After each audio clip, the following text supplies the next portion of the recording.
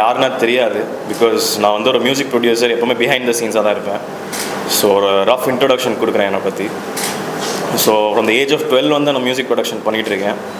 ஆரம்பித்தது வந்து சும்மா ஒரு சாஃப்ட்வேரில் ஐபேடில் நோண்டிட்டு நானே அதை ட்ரை பண்ணிவிட்டு அப்படியே சாங்ஸ் க்ரியேட் பண்ண ஆரம்பித்தேன். அப்படியே ஸ்லோவாக லேப்டாப்பில் சாஃப்ட்வேர்ஸ் டவுன்லோட் பண்ணி நானே என்னோடய ஓன் சாங்ஸ் கம்போஸ் பண்ண ஆரம்பித்தேன். Fully self learn via YouTube and other peoples மென்டர்ஷிப்பில் நான் ஆரம்பித்தேன். ஸோ எப்போவுமே என்னோடய கோல் வந்து to create good music and புது ஆளுங்களோட ஒர்க் பண்ணணும் சொல்லி. ஸோ நான் இன்ஸ்டாகிராமில் நிறைய ஆர்டிஸ்டோட கனெக்ட் ஆகினேன். ஆகிட்டு எல்லாரோட நான் வந்து சாங்ஸ் க்ரியேட் பண்ணிகிட்டு இருந்தேன். அப்புறம் அட் ஏஜ் ஆஃப் 16 வந்து லாக்டவுன் டைம் வரப்போ நிறைய பேர் வந்து என்ன பண்ணுறது போர்டமில் இருந்தாங்க. அப்போ வந்து நான் கம்ப்ளீட்டாக வந்து மியூசிக்கில் ஃபோக்கஸ் பண்ணிகிட்டு இருந்தேன் apart from my school. So அப்போ I came up with the concept of doing வந்து ஒரு song which can unite people. ஒரே சாங்கில் வந்து 14 லாங்குவேஜஸ் யூஸ் பண்ணலான்னு ஒரு ஐடியா வச்சு டிஃப்ரெண்ட் ஆர்டிஸ்ட் டிஃப்ரெண்ட் கண்ட்ரீஸோட ஒவ்வொரு ஜூம் காலில் கொலாபரேட் பண்ணி ஒரு சாங் க்ரியேட் பண்ணேன். அந்த சாங்கோட பேர் 7500. எதுக்குன்னா அந்த சாங் முடிக்க வந்து 7500 ஹவர்ஸ் ஆச்சு.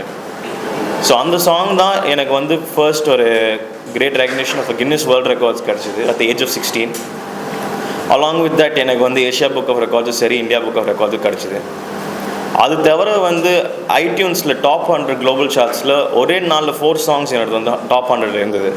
ஸோ அதுக்குமே had and Asia book of records and India book of records.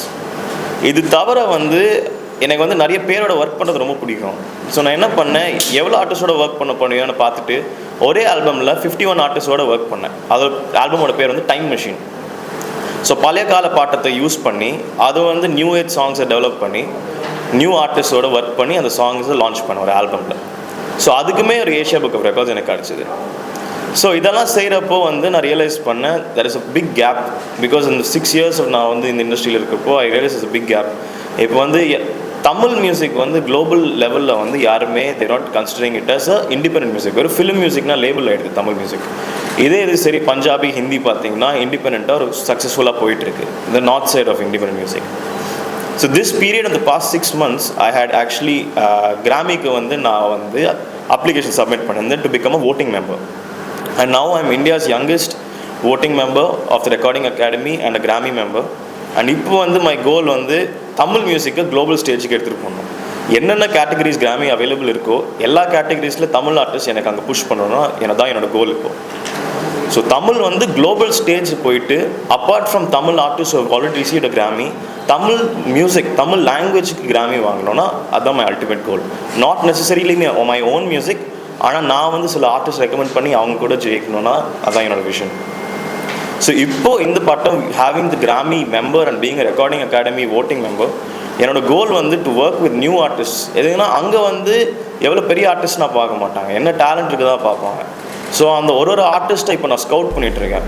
எனக்கு கோல் வந்து ஒரு வருஷத்தில் 5 புது ஆர்டிஸ்ட்டை கண்டுபிடிச்சி அவங்களோட சாங்ஸ் க்ரியேட் பண்ணணும். அந்த ஆர்டிஸ்ட் கிட்ட ஒரு பாட்டு கூட இருக்க தேவையில்லை, அட்லீஸ்ட் ஒரு சாங் கூட ரீச் பண்ணியிருக்கலாம். It's up to them. அவங்களோட டேலண்ட் வச்சு நான் கம்ப்ளீட்டாக மென்டர் பண்ணி I'm going to make songs with those artists. பிகாஸ் என்கிட்ட இப்போ ஸ்டுடியோ இருக்குது, I have a team, I have engineers, whatever is required for a good song என்கிட்ட இருக்குது. இன்னி I'm not chasing numbers, I'm just chasing achievements for the global identity of Tamil song. அதுதான் என்னோட goal at this point. வந்து Grammy வந்து people keep getting elected for increasing the jury size increase ஆகிறதுக்கு. இந்த வருஷத்தில் India only a handful of people have been selected. Official number இல்லை, but the number will be less than 5 to 6 this year. இப்போ the second youngest person in India in this category this year is 29 years old. யூஸ்வலாக வந்து 29 to 40 தான் இருப்பாங்க. These are usually seasoned music professionals. அவங்க கரியரெல்லாம் முடிச்சுட்டு இப்போ வந்து நம்ம எதாவது பண்ணணும் ஃபார் த கம்யூனிட்டினா இறங்குற ஆளுங்க தான் மோஸ்ட்டாக இதில். And most of professional members, ஒரு ஆர்டிஸ்ட் மேனேஜர் இருப்பாங்க. ஆனால் ஒரு மியூசிக் ப்ரொடியூசர் கம்போசரில் very few people only when they're active in their career they get into this. My exposure வந்து actually from day one it's going very well. Because இப்போ கிராமி வந்து since it's based in the US, அங்கே different chapters இருக்கும். Each chapters have different Grammy nominated artists, Grammy winning artists. Already right now I'm connected with more than 20 to 30 Grammy winning artists and nominated artists. இப்போ எல்லாருமே என்னோட கோல் வந்து எல்லாருக்கும் ரொம்ப பிடிச்சிருக்கு. And daily I'm communicating with different artists and speaking towards the same, and they also want to work with me and to இந்த தமிழ் பற்றி நான் பேசுகிறப்ப அவங்களே கொஞ்சம் ஷாக்காக இருக்குது. as in தமிழ் சினிமா தவிர எதுவுமே இல்லையான்னு அவங்க பார்க்குறாங்க.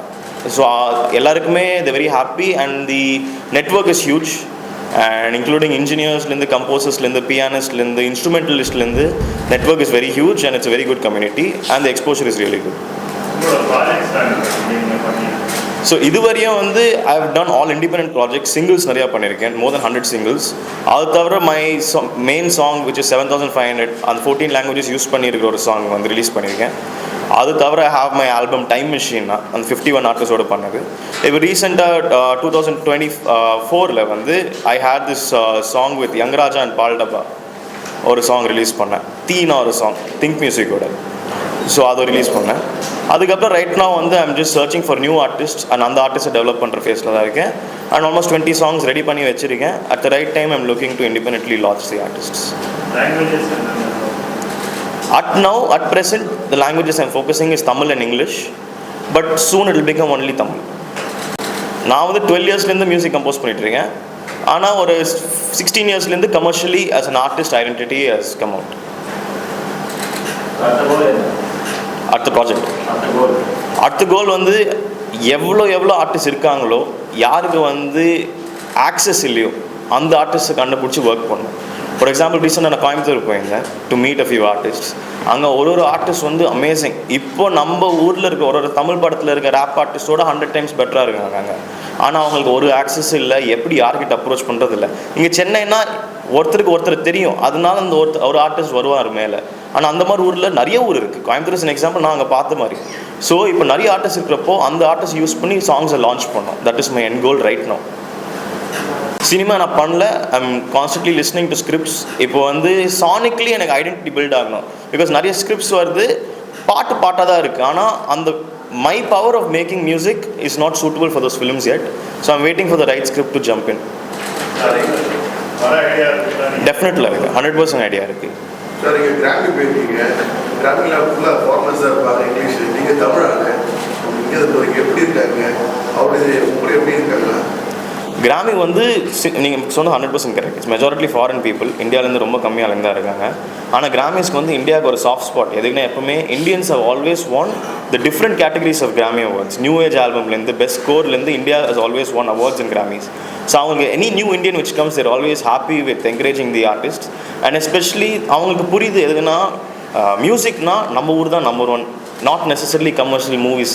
இன்ஸ்ட்ருமெண்ட் வைஸ் அந்த பழைய கால வைப்ஸ்லேருந்தே நம்மளுக்கு தான் மியூசிக்னா இந்தியாவுக்கு தான் லேபிள் ஆயிருக்கு. So any Indian there always happy to welcome, because அவங்களுக்கு வந்து என்ன புதுசாக வருதுன்னு லுக்கிங் ஃபார்வர்ட். அவங்க correct. they are not looking at it as unique இது, because already we've had Tamil artists in different languages work in both Oscars and Grammys. So they're looking forward for more music coming. எதுனா நம்ம சைடில் already அங்கே போயிருக்கு, ஆனால் வேறு லாங்குவேஜில் போயிருக்கு. They're always looking forward. Super, very nice. I'm looking forward to what's happening. The majority people are messaging me. I started initially as a hip-hop music producer. So hip-hop is a category which no one has touched yet. At the same time, both Santosh Narayan sir and A. Rahman sir have always encouraged rural artists and classical artists, and they've used them in their films. And Santosh Narayan sir has recently started a venture called Rakita, where he looks to bring in new artists. And Rahman sir was also part of an independent movement called Maja, where he wanted to bring independent artists. They've always been inclined. But the thing is, when both of them are always busy with multiple things. Rahman sir is not only doing music. He's doing films, he's doing multiple different things in terms of creating studios, sound spaces, and he's been doing musicals. Nariya pannittu irukkaru. When an artist like them who is visioned very well, avangalaala edhukku many people are not able to succeed is what personally I feel is they have too many focuses, and what they have in heart is very real. That is, Tamil வந்து மேலே எடுத்துகிட்டு போனோன்னா சரியான ரியலான emotion அவங்களுக்கு. ஆனால் when they very held up with different things, it is very tough for them to focus on this or that. இப்போ என்னோட pure ஃபோக்கஸே அதுதான். I'm not chasing numbers, I'm not chasing anything. நான் சேஸ் பண்ணுறது ஒன்றே ஒன்று தான், குளோபலுக்கு தமிழ் எடுத்துகிட்டு போகணும், அவ்வளோதான். ஸோ எனக்கு வந்து ஒரே ஒரு கோல் தான் இருக்குது, and ஒரே ஒரு ஒர்க் தான் இருக்குது at this point, which is to do this. So I feel it will be much more easier for me to streamline and do this. So compulsory, the finances are necessary for whatever it is. And once again, when I'm speaking about numbers, நான் பேசுகிறது வந்து stream கணக்கில். இப்போ வந்து யூஸ்வலாக people talk about million streams, 10 million streams, billion streams. நான் பேசுகிறது 1000 streams itself we can start. Revenue is necessary, and the right medium of revenue. இப்போது let me just உங்களோட question I'll come back to, I'll just answer something now. இப்போ streaming பிளாட்ஃபார்ம்ஸில் வந்து India wise you have Spotify, Apple music, Jio Saavn, யூஸ்வலாக நீங்கள் use பண்ணுற streaming platform அதுதான். இதே இது யூஎஸில் Tidel, another one software and many other different softwares, Deezer. So the streaming revenue அங்கே வந்து இந்தியாவில் ஒரு 10,000 ஸ்ட்ரீம்ஸ்க்கு வாங்குற song 1000 ஸ்ட்ரீமில் you'll be earning that money over there globally. Globally you earn more than locally. So the numbers I'm not chasing, but at the same time revenue is important. இப்போ வந்து ஒரு artist வந்து எங்கிட்ட இருக்காரு, labels will be ready to two an outright deal with the artist. அவங்ககிட்ட numbers தேவையில்லை, ஆனால் அந்த சாங் அவ்வளோ க்ரேஸியாக இருக்கும். அந்த லேபிள் கேட்பாங்க, எனக்கு ரொம்ப பிடிச்சிருக்குப்பா, நான் வாங்கிக்கிறேன் உன் பாட்டு, எதாவது மூவிக்கு யூஸ் பண்ணிக்கிறேன். பிகாஸ் ரைட் நவ் மூவிஸ் வந்து இப்போது அசல் கொலரோட ஜொர்த்தாலே உங்களுக்கு வந்து லாரன்ஸ் சார் ஒரு படத்தில் ஒன்று வந்துச்சு. இப்போது கெலித்தியோட Vetri Vel is going to come in. இப்போ நிறைய மூவிஸ் வந்துட்டு இருக்கு. ஒரு மூவிஸில் independent songs getting plugged in. Not necessarily the song has to be released, but the label can already do an outright purchase where you can get the revenue. So the numbers I'm talking about is not the streaming numbers, but the numbers which you get in money is necessary. One more question. இப்போ வந்து மரபு sir கலைஞர்கள் நிறைய வந்து நலிஞ்சு போயிட்டு இருக்காங்க. Rural ஏரியாவில் வெளிப்பாட்டு பாடுறவங்க இப்போ டிஜிட்டல் பிளாட்ஃபார்மில் வந்து ஒரு சில பேர் பிக் பண்ணி வராங்க. பட் ரியல் டேலண்ட்ஸ் வந்து அவங்களுக்கு இந்த டிஜிட்டல் மார்க்கெட்டிங் கூட தெரியும். அந்த டேலண்ட் அப்படின்னு அடுத்த தலைமுறைக்கு அது கடந்து போகும்போது இந்த மாதிரியான மரபு சார்ந்த கலைஞர்களுக்கு ஏதாவது நீங்கள் பண்ணணும்னு நினைக்கிறீங்களா? அந்த டேலண்ட்ஸை எப்படி ஐடென்டிஃபை பண்ண முடியும்? நீங்கள் கேட்ட question really great, because what I'm coming up to next is the same. இப்போ ரைட் நவ் அடுத்த வருஷத்துலேருந்து from the 70th year of the Grammys they're introducing a new category, best traditional folk album. நீங்கள் சொன்ன category இவ்வளோ வருஷம் அந்த category has been very diminished.